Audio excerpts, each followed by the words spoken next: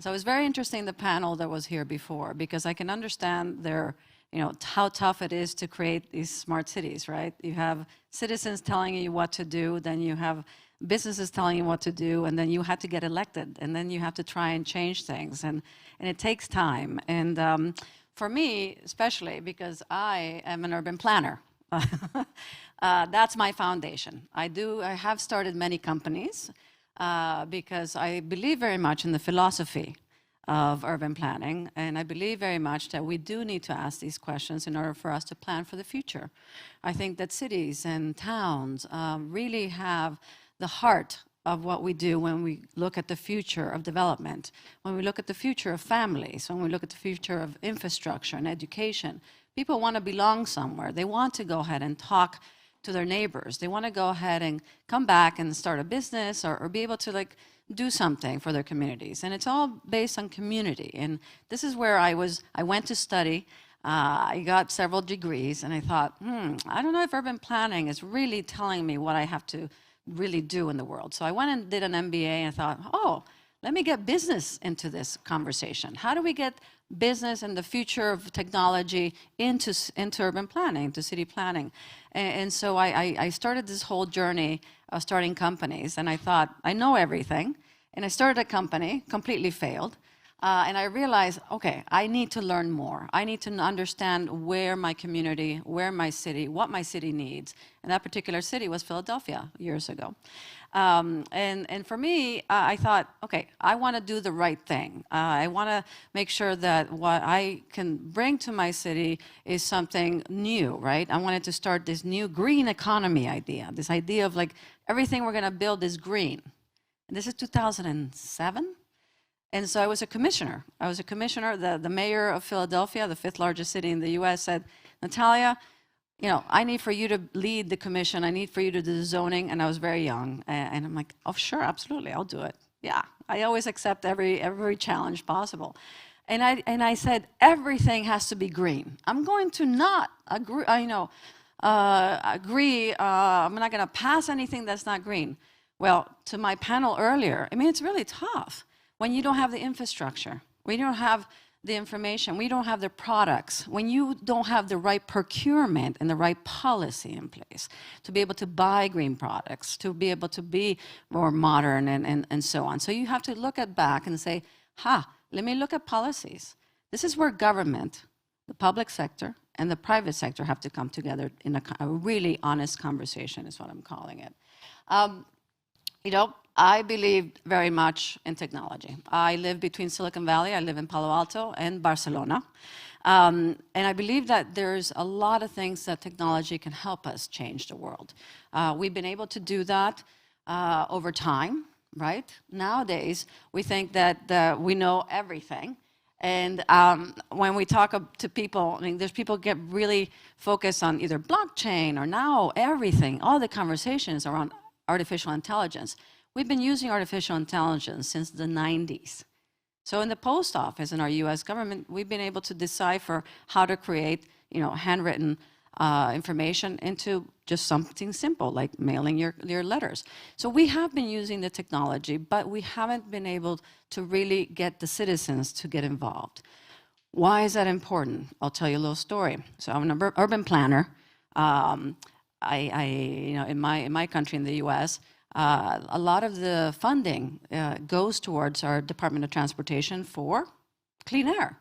Who would think that all of our entire clean air industry was based on transportation? And that funding had to come from the US government for the different cities and regions and little towns. So I was there, a young urban planner, and I'm like, okay, so how many people do we ask their feedback? How many people do we get to go ahead and deploy billions of dollars to get their feedback and say, hey, what do you think of this new reform? Or what do you think of this new project? Or what do you think of this new policy? Turns out that only 150 people out of 5 million people in a region of the Philadelphia, Pennsylvania, New Jersey, Delaware, which is significant, 150 people were being asked about their opinion. So we were actually making policies based on paper on just, things that we would mail in, and if we get feedback, that would be great. And I'm like, doesn't make any sense to me. So I contacted a little company called SurveyMonkey back then. And so SurveyMonkey was one of the first online companies, said, yes, we're very excited, let's do this. And I went back to my boss, and they said, we can't send something that says SurveyMonkey. Are you kidding me? That's impossible. They're gonna laugh at us. And I'm like, we have to. And then, so I convinced SurveyMonkey, which I wish I would have invested in them, be a multimillionaire, to just say powered by SurveyMonkey in the little tiny corner and so on. And then guess how many online surveys I got versus 150? I got 5,500 citizens to fill out this online survey. I also said, hey, you win an iPod if you actually fill this out. So this information, the information that we had to use the technology in order for us to do better policies, for us to allocate, completely shifted the trend. It said we were actually investing and putting money towards certain little places that didn't make any sense. And air quality issues weren't getting better.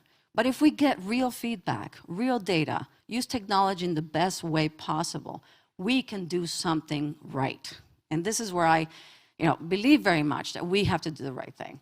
So, today, we're going to have a lot of information being being thrown at us, and we better learn some of this, because as leaders, if we don't understand what is in the future, and we don't understand that the citizens are actually demanding this, how quickly could we actually be progressive, be proactive?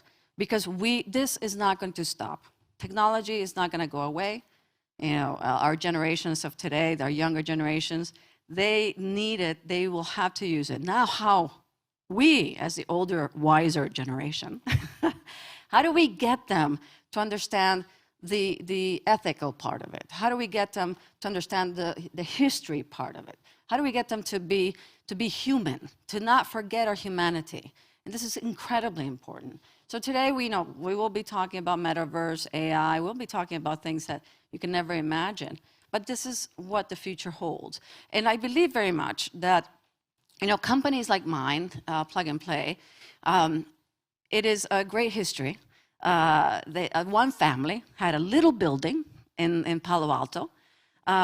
Said was like, okay, I have some space. He decided, why not rent it to people, to some interesting companies like Google or Dropbox. Back then, there were only 2 people.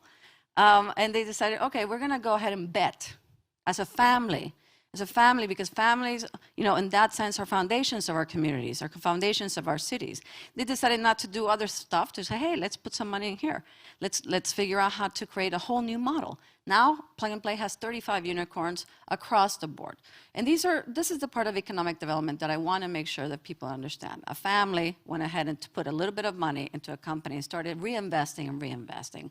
And that's why today they're very popular. And they still invest, they still work very closely with a lot of entities. They have a mechanism that they want to go ahead and expand. They're in 55 cities now, and our job is to be able to invest as much as we can at little amounts. So I don't know if you know N26. It's for the first banking, online banking in Europe. Said gave them $25,000. Now it's worth about $5 billion. So this made it easier for folks to understand their mechanisms for investing, if we know mechanism for finance, if we're able to be able to get faster. I love history, thank you, because I think we cannot be anywhere without history. We have to learn, and this is where we talk to society, we talk to folks, especially the younger generations. We started with a small text between my president and Queen Victoria. It took 16 hours 190 years ago. Today, we actually have been doing a lot as policymakers and business people. When JFK decided, I'm going to go for the moon, there was so much controversy. We never thought we were going to actually land. But that particular, action triggered the entire world of communication. that entire idea of being able to build satellites, to communicate across the world, and to have action, and to be able to be a lot more connected in the world. Today, I think that we will have to start looking at what's the next thing. Is it metaverse? I don't think so. I think that metaverse has been in place for a while. We're just classifying it as specific things, right? We love to put things into boxes. I think there's still so much to do, and if we look at history, it's taken almost 200 years, right? So there's still so much space for us to be innovative and to think about the fact that only our iPhone, we started in 2000, which was 2006, 2007, our first application, 2008. Just a few years ago. This has mobilized the way we do things, the way we actually supply better information so we can actually rescue people faster, we can provide better health, we can provide better attention to our customers, we can actually have citizens be more engaged. That's why one of the reasons I brought blockchain into the US government, and they were looking at me like I'm kind of crazy. Today, blockchain is something very relevant because people do want to be able to feel a different type of political structure, right? People want to be involved, but they don't want their information to be used in many different ways. So decentralization is going to be something huge. I am so proud of the fact that as humans, as society, we have been able to integrate a new climate change paradigm, okay?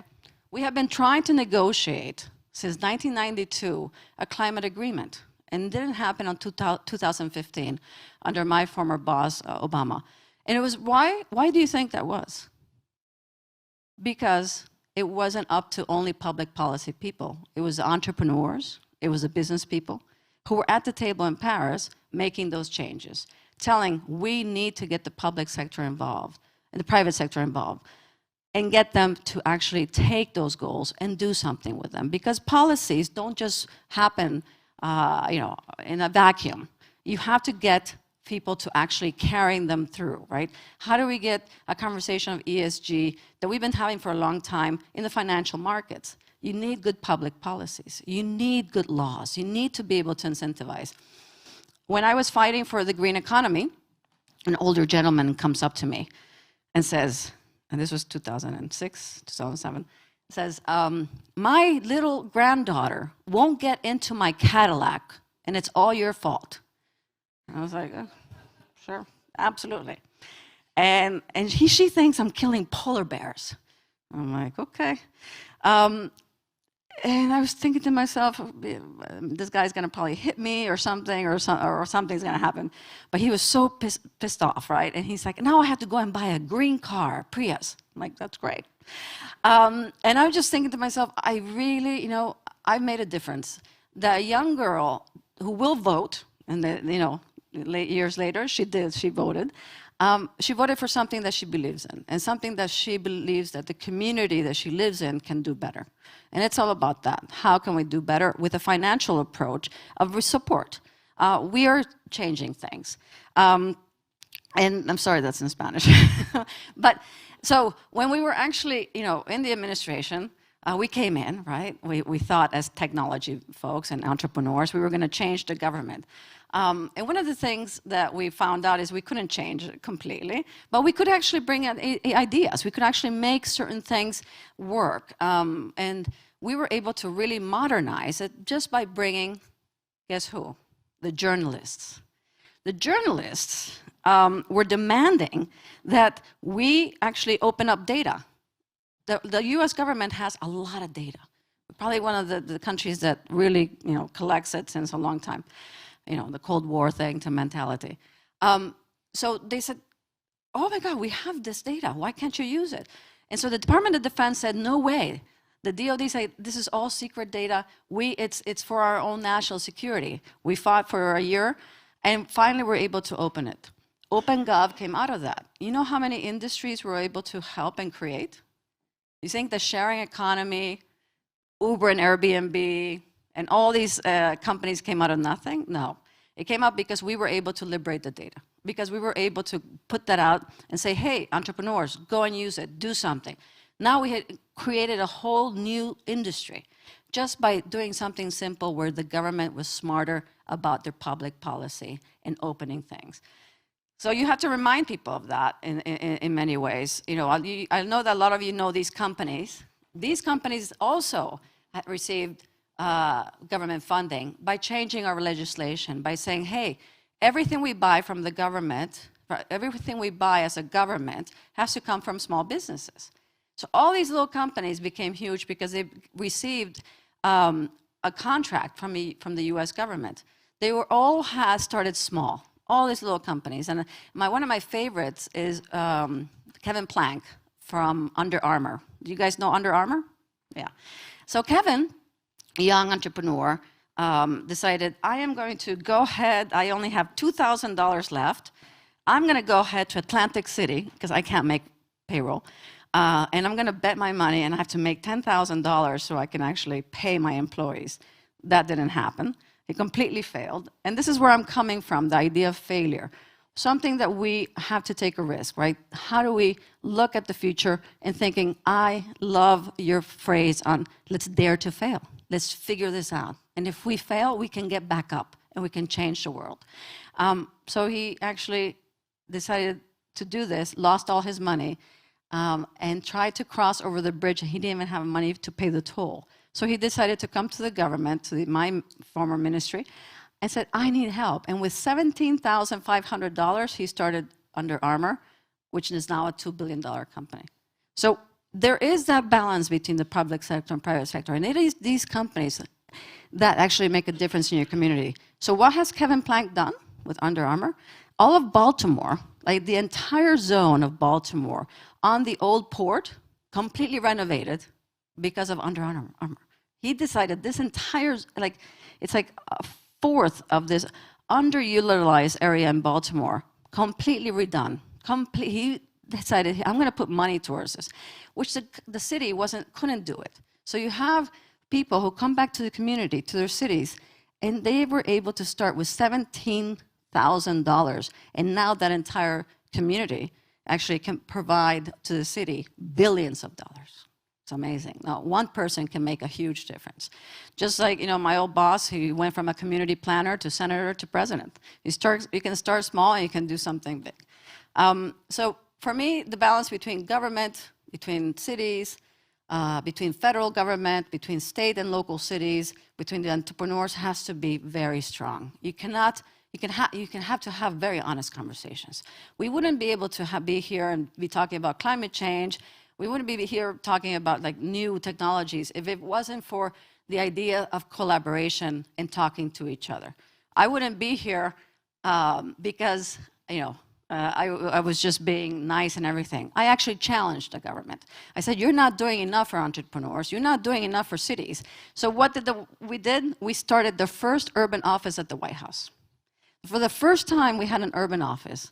For the first time, we actually made entire departments talk to each other to create sustainable communities. We created funding opportunities just by a few people saying, we got to do something about our urban cities, and our cities are deteriorating. How do we do that? We make changes because we fight, because we care, and because we believe that the future is not just going to be, you know, sweet and everything. The future, you need to challenge things. You have to be able to get out there and make changes that you will actually be able to be proud of. So for me, what is it that can we do? What can we do more as an individual? As an individual, you'd be surprised how much you can do. I said, absolutely, I'm going to go ahead and say everything is green because I have the power as a small little urban planner in a big city, and said, okay, we're going to make changes. And I helped create a movement in my city.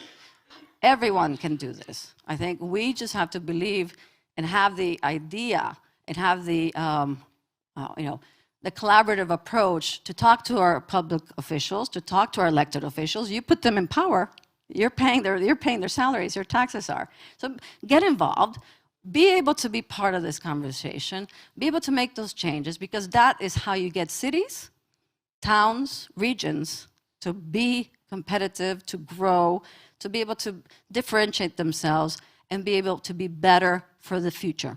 Thank you very much.